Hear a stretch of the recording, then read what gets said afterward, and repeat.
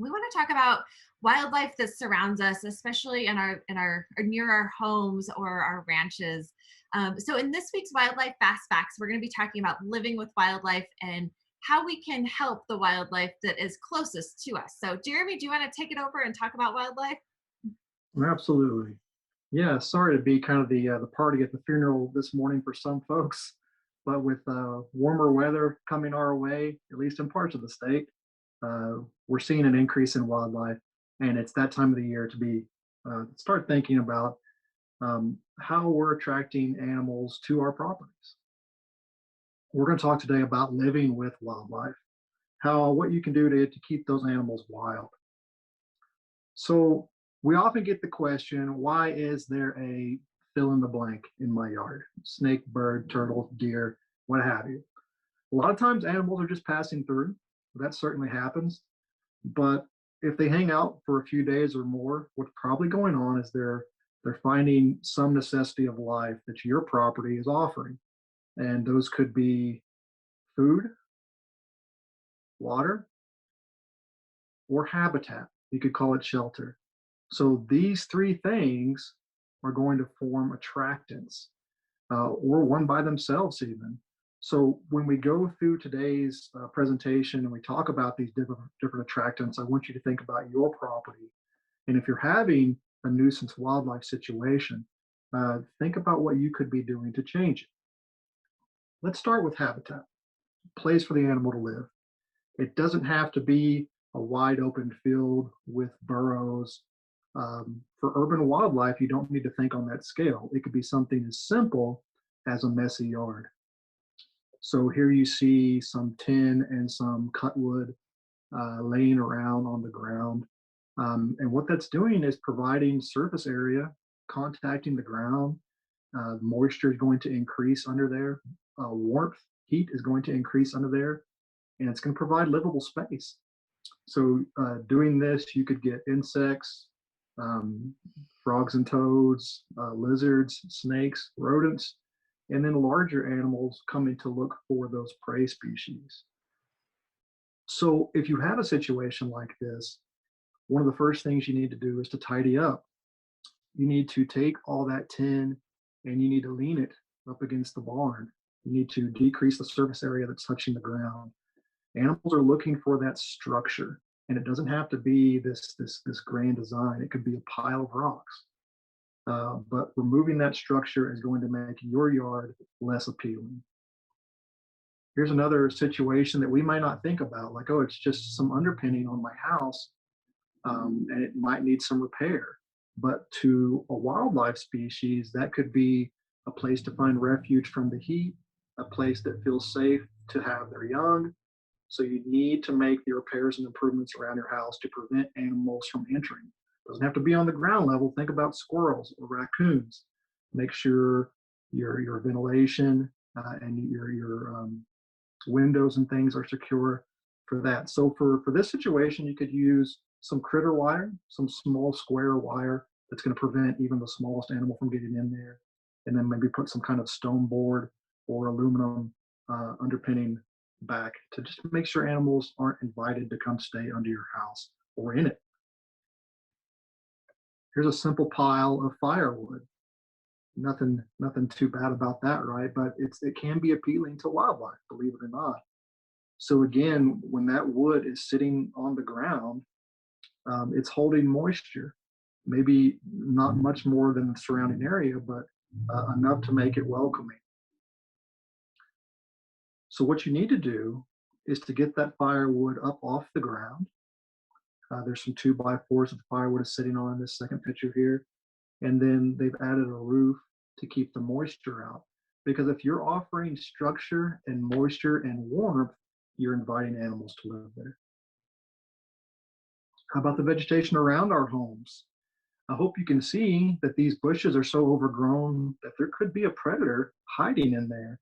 They're not necessarily waiting for you, but you might get a surprise on the way to the mailbox. So you need to trim vegetation around your house to not offer not only places to live, but places to hunt and to hide. Bobcats, foxes, All those things could be lurking in those bushes. So make sure you can see where you're going and that you could see a predator if it was trying to hide there. Don't offer that space. Around the home, you need to make sure that it's well lit. Use lighting outside to keep walkways and other areas that you might visit at night well lit. And consider using motion sensor lighting, because when an area is dark and then suddenly bright, it's startling, and the animals don't like that. But make sure you can see where you're going, and that's going to make your yard less inviting to animals. Water attractants. Water is a big limiting factor for life in the desert. I'll give you a story. Like, I never had a rodent problem in my yard until I added water for my dogs outside. Just by doing that, changing nothing else, no landscaping, no food left, just providing them water outside created a rodent problem for me. So I had to remove that. So just that's how important and sought after water is. Animals will come to your yard looking for water from a drip system, from a bird bath, but then they'll also come to your yard to look for the smaller animals that are drawn to those things. So just because you might be watering birds or watering squirrels, you might be inviting predators by doing that. If you're going to have a water source on your property, a bird bath, something on the ground to water the wildlife, a stock tank, make sure you use some kind of animal exclusion device, a ladder or a ramp, to allow any animals that fall in there to get out without drowning. So animals will come to this water. Again, it's very important to them, and especially in the desert. And smaller animals will often get in there and then not be able to escape and will drown. Not only will that foul your water, and you don't want that going on in your livestock situation or for your pets, but it will also attract scavengers to those dead carcasses. So you can use something as simple as construction fence pinned over the side of a stock tank. In the bottom right there, you can see some purchased ones, but you do not have to be that fancy. You can design your own. This is just someone cut fencing, a little wire into a ladder, and then hooked it over the lip of a bowl that they keep outside. And that's going to keep mice from falling in there and drowning. Again, fouling that water, potentially attracting predators. Or just remove the attractant altogether if that's an option for you. If you're going to insist on having water outside, you want to water the birds and you enjoy seeing them in your yard, that kind of thing, that's great. It's a great benefit to them.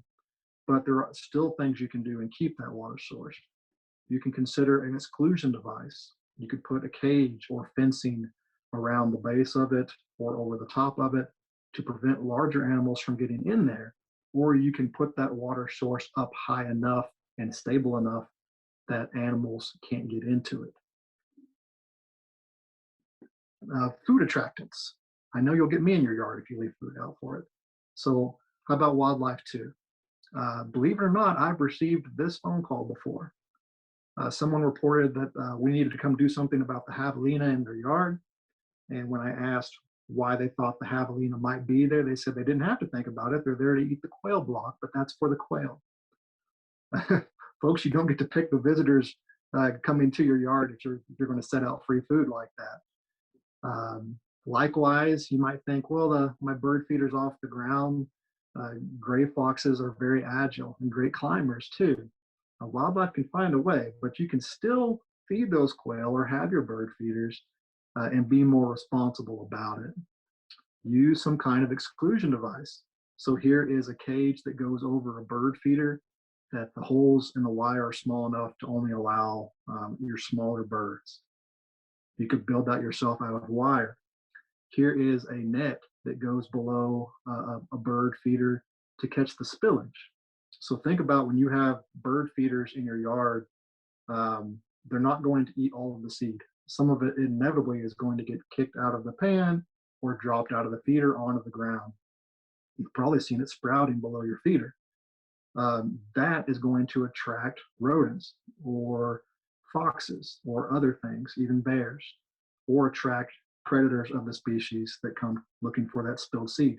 So if you'll cut down on your seed spillage, with some kind of device, you'll cut down on unwanted wildlife in your yard. Again, think about preventing access to the food itself and controlling the seed spillage. And you don't have to go buy something and spend money on this. You could fashion it with something you have around the house. Here, someone's taken a window screen and they've just chained it to the bottom of their bird feeder so that the spillage is controlled. Now, bears. Bears like to break all of the rules that we've just talked about. They're strong and they're tall and they're powerful, so they can get into just about anywhere that they are determined to get into. So if you're living in bear country and you insist on having your bird feeders and your water outside, there are still some things that you can do. First, make sure your feeder is high off the ground and strong enough to resist a bear. That feeder in the picture there, it's got a squirrel blocker from on the top of it, but the bottom is just like maybe like a cast iron foot. It's probably going to get tipped over in the next 30 seconds. Make sure it's strong enough to resist a bear, and that's a lot of force, folks. Make sure that it's horizontally far away from any structure, like a tree or a shed that the bear could climb and then get to the feeder that way. They can also, shimmy along the rope too. It needs to not be anywhere near your house. So what you see in the picture there is a big no-no. You're inviting the bear to come check out your bird feeder, and now that it's even closer to your house than it should be, you're telling it that it's okay, that it should not be scared of houses, it should not be scared of people, and that is a recipe for a dead bear, folks. It could smell something enticing coming from your window or your garbage, and it could decide to break a window, come in through your door, attack a pet. And at that time, when bears have lost their fear of humans, they pose a risk to everyone. So make sure you clean up your seed spillage if you're going to insist on having your bird feeders. That seed spillage is going to get rodents in your yards and rattlesnakes and bears and fox and you name it. But if you can control that and dump it back in the feeder or throw it away properly, you're going to cut down on nuisance wildlife. Consider capsaicin feed. Capsaicin is the same chemical or compound in pepper spray or mace, and they've added it to bird seed for this very reason. It doesn't affect the birds' appeal; they still love it, but mammals don't want to eat it because it tastes like pepper spray. So they sell that in just about any major bird store.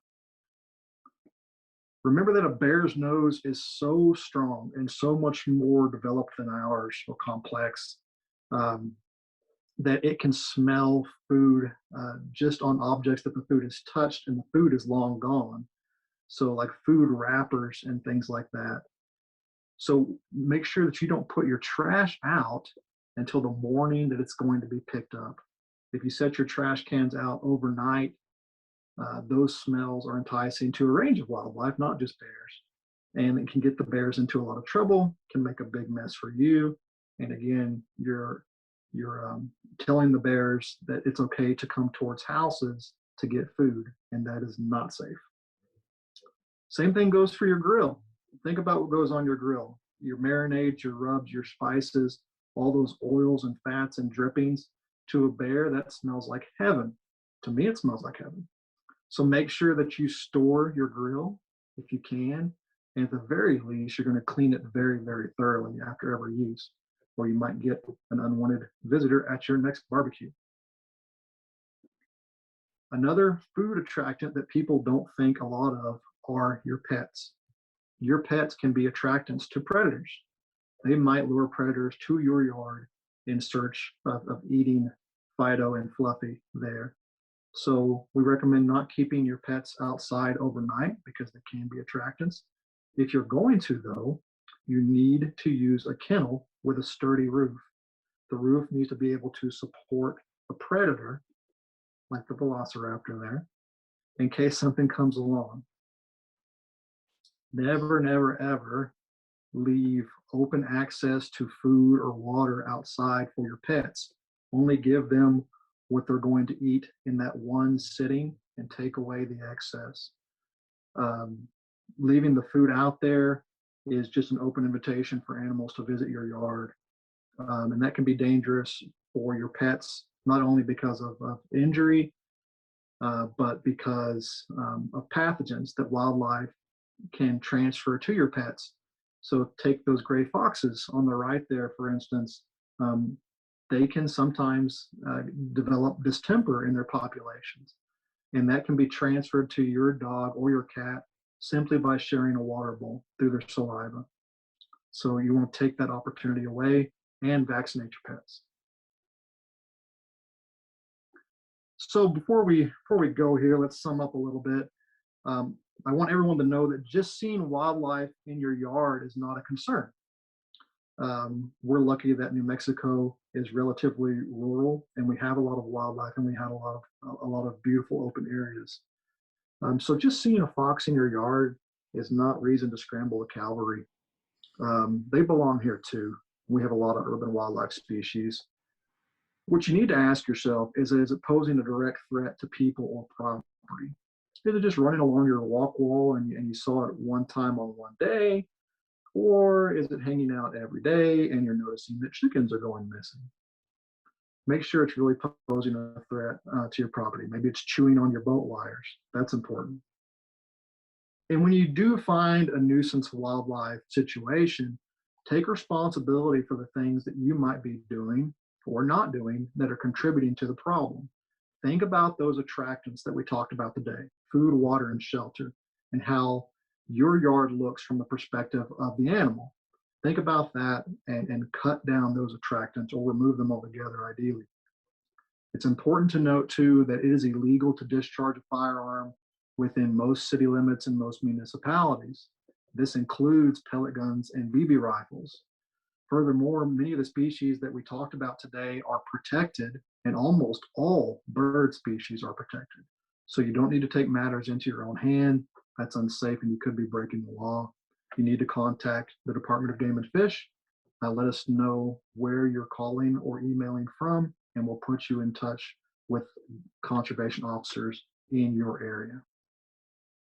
Remember, too, that if you're feeding the wildlife creates a nuisance situation for someone else, like say your neighbors, you could be ticketed. Super important to remember. So to sum it all up, folks, if you're going to offer a free buffet, you'll find it difficult to limit the guest list. You may have heard that before because I said it just now. Let's help keep wildlife wild and take some responsibility for our property and how we're looking appealing to these animal species. Again, I've been Jeremy Lane, and I want to thank you for joining us for this edition of Wildlife Facts Fast, New Mexico Game and Fish Home and Garden Edition.